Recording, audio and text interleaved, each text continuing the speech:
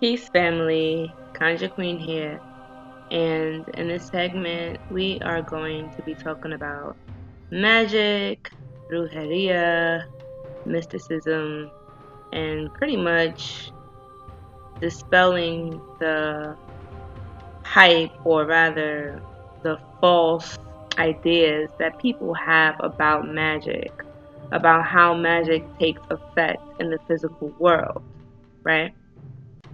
So, we all have watched cartoons and Disney movies and animated films and even a lot of the Hollywood movies that talk about sorcerers and witches and magic, whether it be, conjuring up something in the blink of an eye, watching a spell manifest right before you, summoning an angel, a deity, or a spirit, and it just rises up in smoke through the flame, or, just sticking pins in a doll and watching the victim or your target automatically or instantly feel the exact infliction that you're putting upon that doll.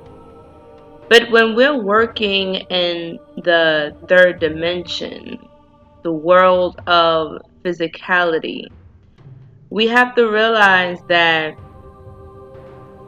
this plane of existence, it doesn't work the same as higher planes. And let me explain what I mean. Pretty much when we are in a dream state, right? Whenever we have dreams, and for those who have ever had a lucid dream before, we understand the power that we have in that dream state, in the astral realm, where we can automatically create our world and we can automatically manifest our desires in a blink of an eye, because we are on a higher frequency, a higher dimension, meaning that the energy particles, the atoms, things speed up and materialize faster than they would in a solid state with higher density, such as that in the third dimension, right? So we learn this in science class when we're in elementary school about the three phases of matter, right? We know that there is the solid phase, there is the liquid phase, and then there is the gaseous phase. And we're taught that in the solid phase is when the molecules is at its slowest. It's still moving because particles, atoms, energy never stops moving. This is the law of vibration, right? And the seven hermetic principles. We learned this. Nothing is ever still. Everything is always vibrating, always moving. So, with that being said, we know that these particles are always moving, but when it is in a solid state, such as the third dimension, the particles tend to move slower, meaning that the results that you're looking for is going to happen in a slower pace. Okay? Now, in the liquid phase, you realize that the particles are more fluid, they're more moving, they're not consistent, meaning that they're not stuck in one container or restricted into one particular place, right? But in the gaseous phase is when the energy is at its most highest. And whenever we think of gas, we think of smoke. We think of something that is not actually tangible. You can't grab it, you can't hold it, but it actually escapes our grasp on a physical realm. We think of spirit, such as being this phase of gas. Like, for instance, oxygen. We know that oxygen exists, but do we see it? You understand? Is it tangible where we can grab it and actually hold it in our hand? It is not. So we have to take the same understanding and principle that we learn in elementary science and apply it to our magic. Because once upon a time, magic and science were equated as the same thing. A lot of people have this idea now that, when they cast a spell, they're supposed to see instant results. We live in a society where people are expecting microwave results. Like, we live in a world where people are not patient anymore. People don't put the time in, the patience, the energy to nurture and watch their spell actually manifest before their eyes. No, they expect for the spirit to do all of the work for them, and that is not how magic works. This is why a lot of the spirits are very impatient with these new practitioners, because, some random person decides, hey, I want to do a magic spell to become rich. I want $10,000 by tomorrow. And they pick up some magic book, or they go on YouTube and they watch a few videos, they read a few passages from this book or whatever, and automatically they think that they're this powerful sorcerer or sorceress, and they want to manifest the spell to come the way they want it to. But then they get frustrated when they don't see results. They get mad when they don't see that they're rich, they're not famous yet. They don't have the love that they want. Why is it not working? Oh, this magic doesn't work. This is bullshit. But it's not bullshit. It's just that you do not respect the craft. You have not put the work in. There is work that must be done. You get what you receive. You receive the energy that you put out is exactly what you'll receive back in return. This is the law of karma, the law of cause and effect. We have to realize that just like anything that we want to be great in, whether it's to be a great artist, a great dancer, a good singer, a good performer, whatever it is that we're trying to be great in, right? We have to practice. Practice makes perfect.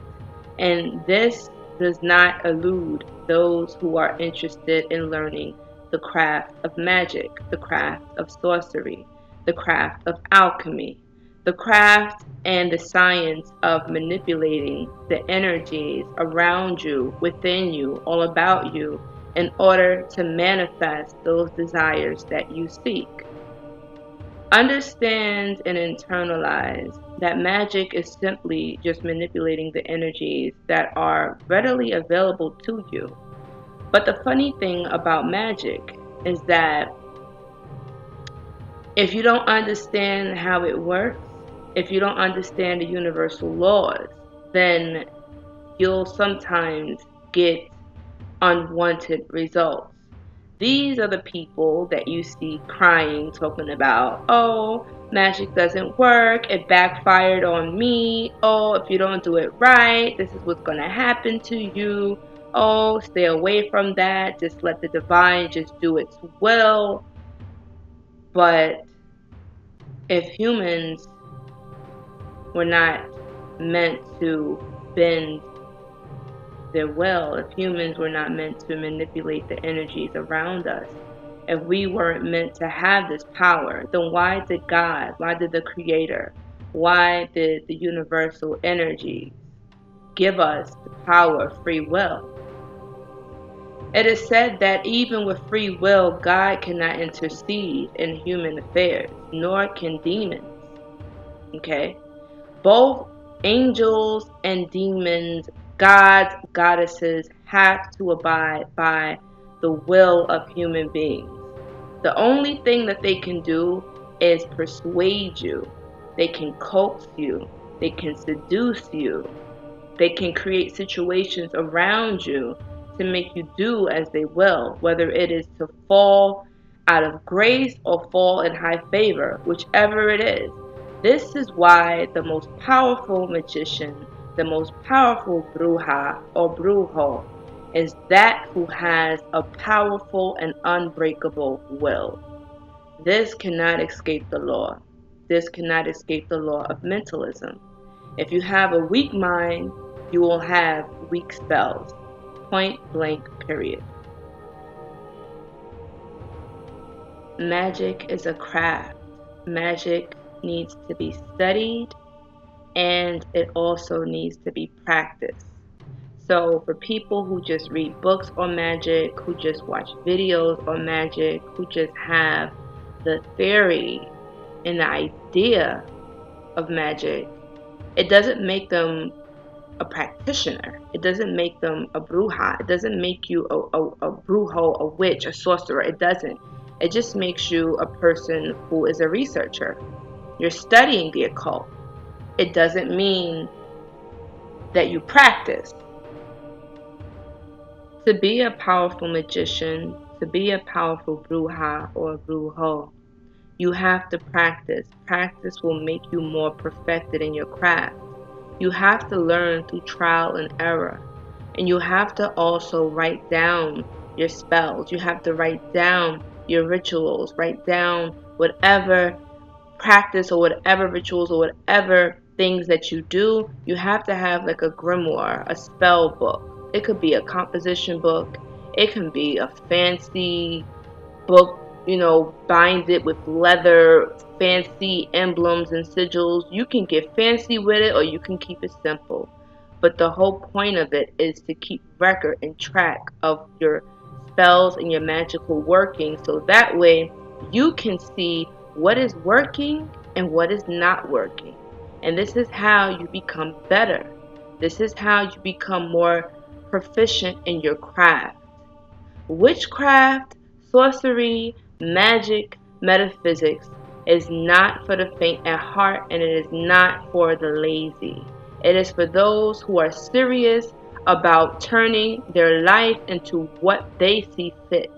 Magic is about utilizing these energies to make life easier for you and to also manipulate these energies to work to your will. So whether that is to have a peaceful life, to be surrounded by love, to be surrounded by abundance, to have good health, to have youth, to have beauty, okay, to have power, whatever it is that you're looking for, you can manifest your own destiny. But you have to put the work in. Lighting a candle and expecting results without putting the actual physical labor in is not going to help you.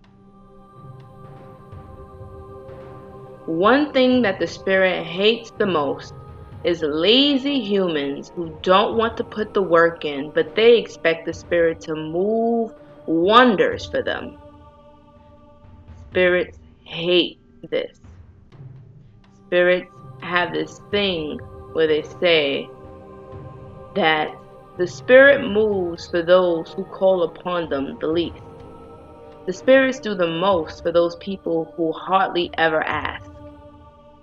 The spirit wants you to learn how to figure out how to solve your own problems. Magic is a way of life. It's not something that you just go to when you have an issue or you go to when you can't figure something out. Okay?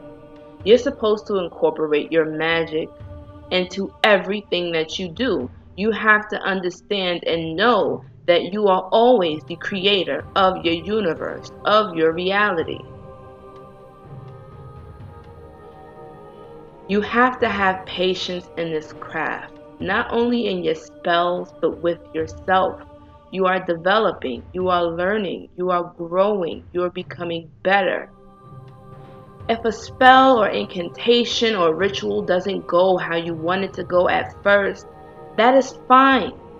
There are several sorcerers and witches and brujas and magi who have not successfully casted spells on their first try. But they write these things down, they learn from them, they see where they were flawed, and then they do the ritual over again in a different way, or they try a whole completely different ritual altogether. This is something that you will have to learn over time. This craft takes time.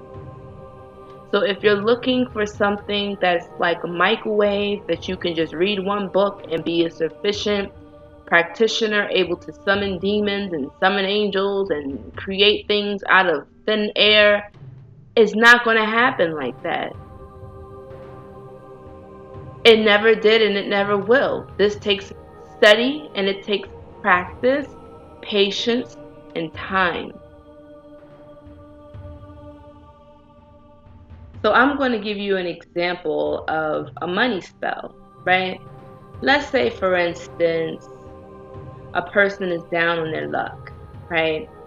They're being piled up with bills. They have student loans to pay.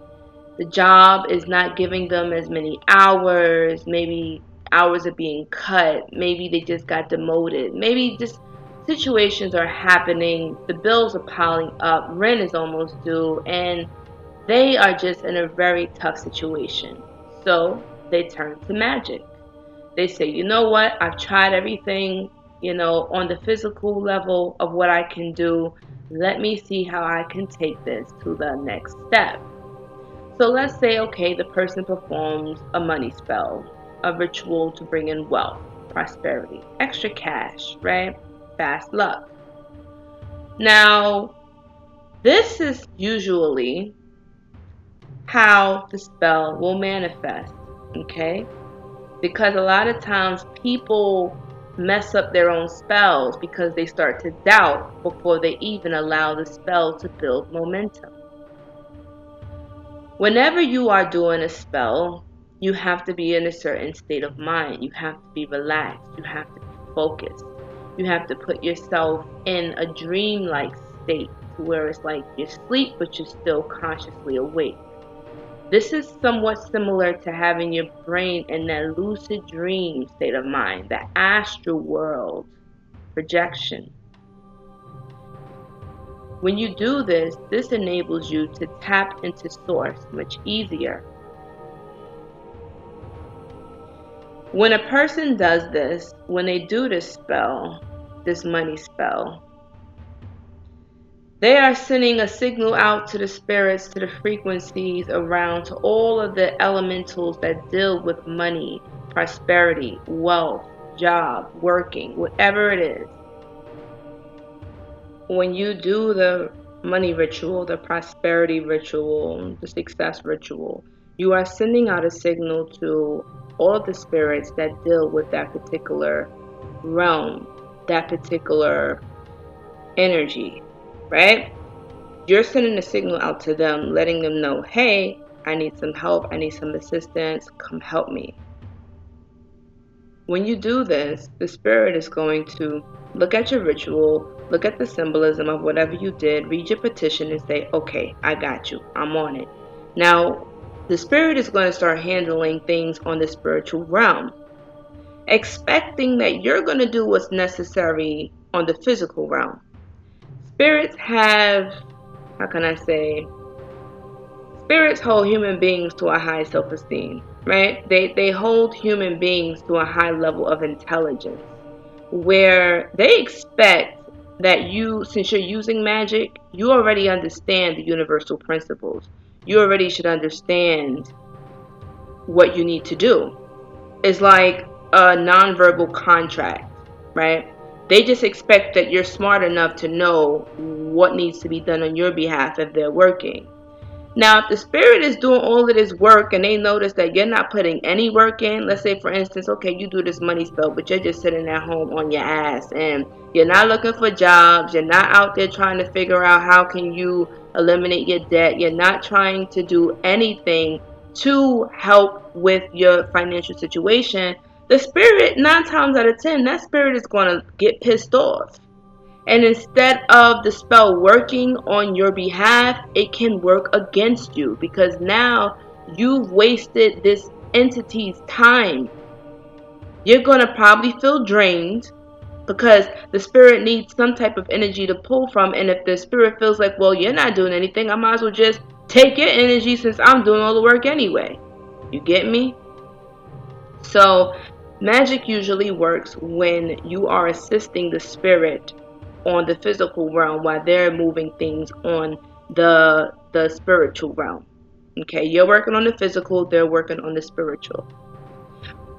What that spirit will do, and this is how the money spiritual may manifest, understand that it will manifest differently for different people. The spirit may bring certain people around you that will help you to network and connect to the right social circles to put you in better positions of power, of prestige, of success. You might just be going to the grocery store and just so happen to strike up a conversation with the clerk. And the clerk may be like, oh, hey, well, you're looking for a job at, I don't know, this place? Well, my cousin works over there and she's actually the hiring manager. I could put in a really good word for you. And then, bam, you just solidified a job. You understand how the spirit just worked? The spirit created that scenario to bring you into that market at that time, to speak to that clerk, to allow that manifestation to unfold. That is an example of how a prosperity ritual can work. Or for instance, let's say you're looking for a better way to better your business. You might be online and you might see an advertisement or some type of a promotion saying, hey, there's some type of festivity or an event happening in your neighborhood, and they're looking for vendors. They're looking for business owners, startup businesses, to promote them, to help them with building up their business, their clientele, or whatever, right? So boom, that was the spirit right there, bringing that to your attention, bringing that to your focus. So whenever you're doing rituals, whenever you're doing magic spells, you have to be aware of what's going on around you, because the spirit is moving. But if you're not the type of person that pays attention, that's never in the moment, right here and now, then you're going to miss out on a lot of opportunities, and then you're going to be the salty one talking about, oh, magic doesn't work, oh, this ritual is not real, oh, this isn't real, this isn't working for me. It's because you're not here, you're not present, and you're not doing the work. Spirits hate lazy people. Spirits hate people who are impatient. If you're not putting in the work, if you're not putting in the work to manifest what the hard work that the spirit is putting in, they're not going to want to help you. You have to allow the energy to manifest, meaning that you have to have faith in your spirit, knowing that it's doing whatever is necessary to make things manifest for you.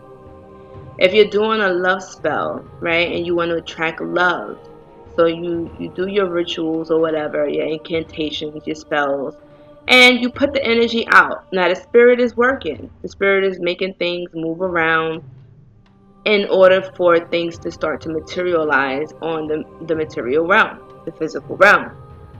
Now, if you're staying at home and you're not going out, you're not trying to socialize, all you do is just go to work, go to school, come straight home, no socializing, no mingling, no hanging out, no meeting new people, then how the hell you expect to find love? You have to make yourself available and accessible and receptive to finding love. You don't know how many times I have done love rituals, burnt love candles for clients, and they come to me and they say, well, how come I haven't found Mr. Right yet? How come Mrs. Right hasn't walked into my life? And so I say, okay, well, what have you been doing to attract that person? Have you been looking a hot mess? Or have you been dressing yourself up? Because let's be honest, a love spell can do but so much. If you're out here and you're not even trying to smell good, let's say your hygiene is bad, you're not even doing your hair, you're not taking the time to beautify yourself up, then how the hell will you attract somebody's eye or attention if you're not even looking appealing? You're not looking attractive. You're actually repulsive. So you're working against the magic spell. If you want to attract a mate, a partner, whatever it is, you have to put yourself in that element. You have to smell good, okay? Maybe you need to work on your communication skills. Maybe you need to break out of that shell. Go hang out. Go mingle. Go socialize. Go meet people, because this is how the spirit will help you to find your love, to find your mate. Get out of your comfort zone, okay? Dress yourself up. Do something new and nice to your hair. Because whenever you look better, you feel better. And when you feel better, you do better. Right? So it's the same thing. You're working with the spirit and the spirit is working with you. If you're out here looking good, smelling good, and your vibration is good, and the spirit's helping you out and attracting all of these lovers and mates to you, then you're going to find your boo. You're going to find your mate. But you got to know what you're looking for. That's the tricky thing about love spells. And we're going to do a whole different segment on that. Because love spells are very complex. Very complex. People will misunderstand there's different levels of love. There's different types of love. So basically, the message here is this. Magic is not what they portray on Hollywood films and Disney movies and things like that. It's not hocus pocus and magical smoke and fairy dust when things just manifest as a snap of a finger. No. Magic is building up energy. Magic is having faith. Magic is understanding the law of cause and effect. Magic is about having patience, allowing the energies to build up so that things can materialize on the physical realm. Magic is about being alert and patient and understanding the signs all around you, where the spirit will give you signs, hints, and clues saying, hey, look, here's just a little sign to let you know that I'm on it. Spirits work in symbols.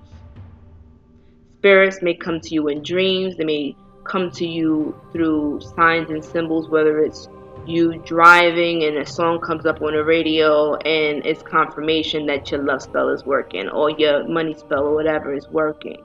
Okay? You could be watching TV and a sign can flash up and say, boom. You understand? It will just grab your consciousness and let you know, oh, hey, I just did a spell on that. Oh, maybe that's a sign. But whatever you do, don't brush it off as coincidence. Because as we all know, in the law of cause and effect, there are no coincidences in the universe. Everything happens for a reason. For every effect, there is a cause. For every cause, there is an equal and opposite effect. Get me? And with that being said, I hope after listening to this segment that you have a better understanding of what magic truly is and what magic is not. Magic is not a toy. Magic is not a game. Magic is a way of life. And if you are not dedicated and serious about studying this craft, about understanding and internalizing what magic truly is, if you are not ready to put in the work, the sweat, the blood, the tears, the effort and energy to practice this craft, then I suggest that you just walk away, because you're not going to get the results that you're looking for. Magic is not instant gratification. Magic is, as we already said, a way of life. And if you understand it correctly and you put in the proper work and you do the research, then you will see that you will become one of the most powerful magicians and manifest your own reality as you see fit. No longer being a victim of circumstances, but you will be the master of your world. You will be the God of your universe. Thank you for tuning in. Be sure to like, share, and subscribe. Conjure Queen, signing out. Peace.